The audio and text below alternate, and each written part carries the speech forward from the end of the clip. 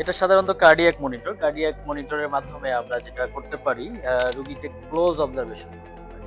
Close observation means যে একটা রোগী যখন আইসিইউ থেকে রিলিজ হওয়ার পরে তার জন্য তার হার্ট রেট, তার অক্সিজেন রেট, তার বিপি এবং টাইমলি মনিটর করার জন্য যে যন্ত্র বা ডিভাইসটা ইউজ করা হয়, ক্লোজ মনিটরিং করতে পারি। ডক্টরের প্রেসক্রিপশন অনুযায়ী সেই পেশেন্টটার হেলথ কন্ডিশন জানার জন্য সব সময় অবজারভেশন করার জন্য সাধারণত কার্ডিয়াক মনিটরটি ইউজ হয়। এই কার্ডিয়াক মনিটরটি ব্র্যান্ড হচ্ছে XM750। এটা একটা খুব কোয়ালিটিফুল ব্র্যান্ড, যেটা আমরা প্রফেশনালি কাজে ইউজ করার জন্য এটা আমরা স্পেশালি ইম্পোর্ট করে বাইরে থেকে এনেছি। আর এটা হচ্ছে সিরিঞ্জ পাম্প। এটার মাধ্যমে সাধারণত ড্রিপ মেনটেন করা হয়। ড্রিপ মিনস হচ্ছে মেডিকেশনের যে ড্রিপটা।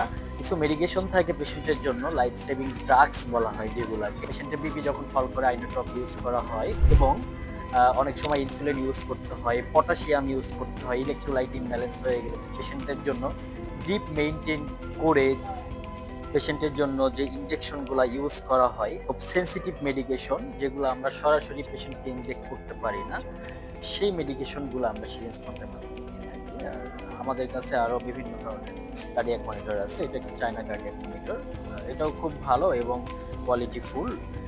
এটা বিভিন্ন রেঞ্জের হয়ে থাকে। সাধারণত কার্ডিয়াক মনিটর যত ধরনের আছে আমরা সব কিছুই আছে আমাদের কাছে, আমরা সরবরাহ করতে পারতেছি। এটা হচ্ছে infusion pump. Infusion pump means অনেক পেশেন্টের জন্য নর্মাল স্যালাইন, কলেরা স্যালাইন, হার্টসল, বিভিন্ন ধরনের স্যালাইন ইউজ করা হয়, যেগুলো পেশেন্টের কিনা ওটি হওয়ার জন্য পেশেন্টকে এনপিও রাখা হয়। এনপিও মিনস হচ্ছে নাথিং পার ওরাল। যখন পেশেন্ট কিনা মুখে খেতে পারে না, সেই পেশেন্টের জন্য আমরা ইনফিউশন পাম্পটা ব্যবহার করি ইন্ট্রাভেনাস লাইনের মাধ্যমে।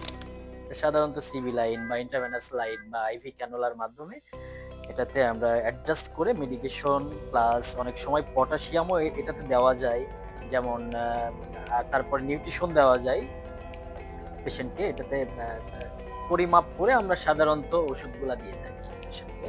সেক্ষেত্রে পেশেন্টের অনেক সময় দেখা গেল যে কোনো পেশেন্টের হার্ট রিলেটেড ইস্যু থাকে, যেমন কার্ডিয়াক অ্যারেস্টের কারণে আমরা পেশেন্টকে অনেক বেশি ফ্লুইড দিতে পারি না। So, সেই ফ্লুইডটা পরিমাপ করে দেওয়ার জন্য আমাদের ইনফিউশন পাম্পের কোনো বিকল্প নাই। তো আপনাদের প্রয়োজনে অবশ্যই আমাদেরকে অর্ডার করতে পারেন। যে কোনো সময় 24/7 আমরা আপনাদের জন্য নিয়োজিত আছি।